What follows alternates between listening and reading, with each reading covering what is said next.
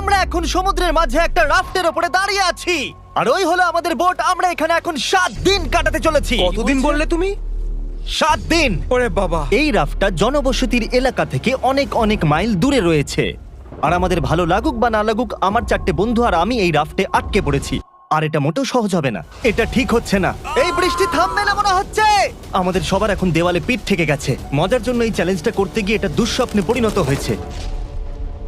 ও দেখো কত দূরে বোটটা চলে গেছে। আমি তো ঠিক করে দেখতেও পাচ্ছি না। তাহলে প্রথমত হ্যাঁ হ্যাঁ। আমাদের যাতে রোদ না লাগে সেই জন্য শেড বানাতে হবে। আমাদের কাছে এই রাফটে সার্ভাইভ করার জন্য অনেক জিনিসপত্র আছে, অনেক কাঠ, রোপ এবং একটা শেল্টার বানানোর জন্য সবকিছু প্রয়োজনীয় জিনিস রয়েছে। চলো শুরু করা যাক বয়েজ, এক্ষুনি অন্ধকার হয়ে যাবে। আমি এদিকটা ধরছি। আমার আঙ্গুল।